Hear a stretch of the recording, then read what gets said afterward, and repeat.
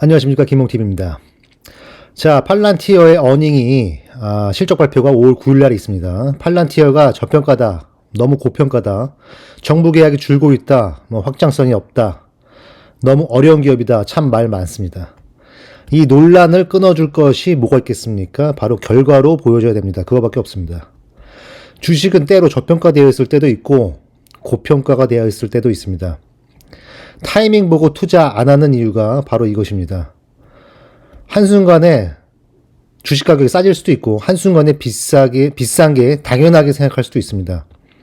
인플레이션, 전쟁, 이자율, 실업률, 경기 침체, 우리가 이런 지표들 예상할 수 있겠습니까? 그런 거 봐야 머리만 복잡해집니다. 우리는 그냥 회사에 집중하고 그리고 회사가 결과로 보여주면 그걸로 끝입니다. 매출이 늘고 마진이 좋으면 회사 주식은 꾸준히 올라가게 되어 있습니다. 상황이 무엇이든 간에. 우리가 이번 어닝에서 주목해서 봐야 할 부분은 이 회사가 과연 성장성이 여전히 높은가, 우리가 기대하는 목표치에 잘 가고 있는가, 마진은 잘 유지되고 있는가. 우리는 그 큰 그림만 보면 됩니다. 주식 보상이요? 관계없습니다. 그 이상 매출이 계속적으로 늘면 뭐가 문제가 있겠습니까?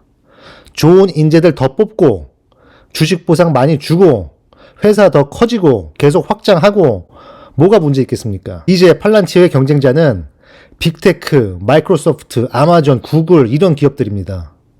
이런 경쟁에서 살아남으려면 당연히 최고의 인재들을 뽑아야 되고 투자를 해야 합니다.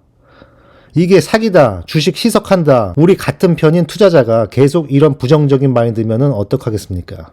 회사가 더 우위를 계속 지키도록 더 완벽한 소프트웨어를 만들어 독점적인 우위에 있도록 도와줘야 됩니다. 모든 산업군 레거시 회사들이 팔란티어를 인정해주고 쓸 때까지, 그때까진 우린 다 힘들겠지만 기다려야 합니다. 그거 못 기다리면 지금 나가는 게 낫습니다. 자, 이번 어닝 때 우리가 볼 것 5가지입니다. 정부 매출, 커머셜 매출, 마진, 고객 유지율, 그리고 앞으로의 가이던스. 시시콜콜 숫자로 예상하고 이런 거는 안 하겠습니다. 우리가 어떻게 예상하겠습니까? 점쟁이도 아니고. 넷플릭스도 구독자 수 감소로 인해 대폭락했습니다. 구독자가 거의 매출의 전부인 넷플릭스가 이런 결과를 보여주니 폭락은 당연합니다. 넷플릭스도 그동안 투자자들이 바라던 구독자 이후의 광고라든지 다른 매출의 다각화를 이제 시작합니다. 기업의 큰 변화가 시작되는 겁니다.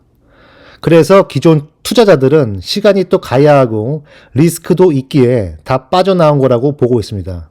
이처럼 거시경제나 환경이 아예 기업 구조를 변화시킬 수도 있습니다. 아마존도 2006년 이후 최고 폭락을 보여주었습니다. 서플라이 체인 이슈, 인력난, 물가 상승, 그리고 전기차 리비안 투자, 핑계 참 많습니다. 아마존도 여러 산업에 공격적으로 투자를 해왔고 계속 그렇게 하고 있습니다.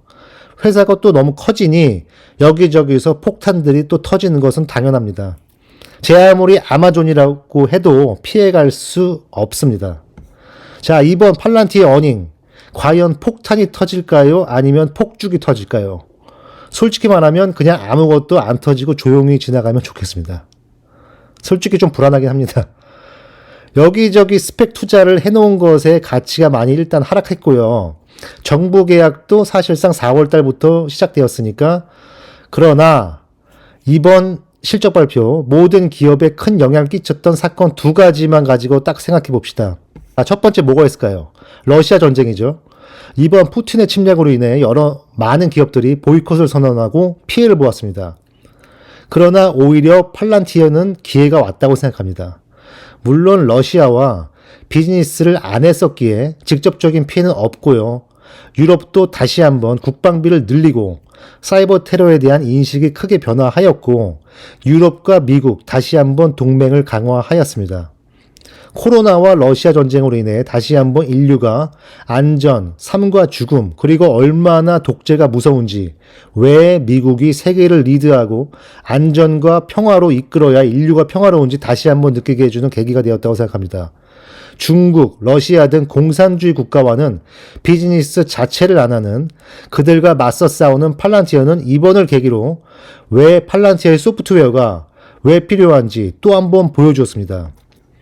코로나 때 팔란티어는 미국, 영국, 보건복지부와 백신 공급망을 데이터화하였고 이를 바탕으로 앞으로 또 벌어질 팬데믹의 대응책을 이미 논의하였고 이번 러시아 전쟁 때 유럽 안보와 미국 안보를 위해 다시 한번 유럽과 파트너십을 강화하고 우크라이나 피난민들 데이터를 영국 정부와 동조하여 관리를 하였고 러시아의 움직임을 세틀라이트로 관리 감독하며 상황을 면밀히 분석하고 있습니다. 뿐만 아니라 리투아니아에 오피스를 설립하여 다가올 안보의 위협을 실시간으로 대응하고 있습니다.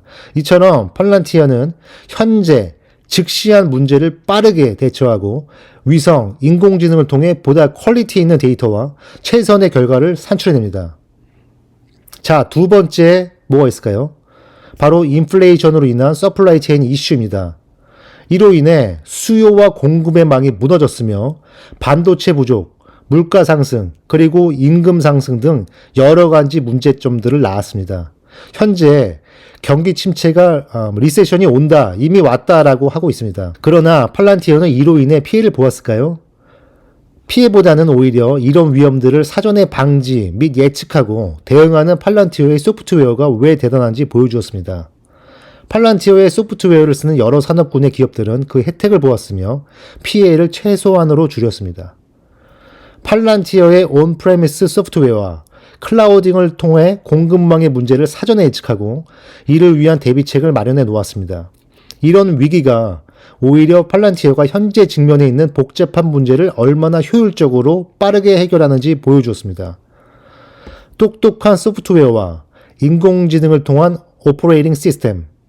이래도 팔란티어가 컨설팅 회사에 불과한 걸까요? 이건 마치 테슬라가 자동차 회사에 불과하다는 거랑 같다고 생각합니다. 이런 현재 일어나고 있는 복잡한 이슈, 문제들을 푸는 소프트웨어가 있어야지만 살아남습니다. 테슬라도 반도체 공급망 이슈를 자체적으로 해결하면서 이번 위기를 잘 넘어가고 있습니다. 이를 마켓은 높이 평가해 줘야 된다고 생각합니다. 빅테크들도 피해갈 수 없는 지금의 힘든 상황. 팔란티어가 이번 어닝 때 결과로 과연 보여줄까요? 그리고 그 판단은 각자의 몫이라고 생각합니다. 다들 화이팅입니다. 감사합니다. 김홍TV였습니다.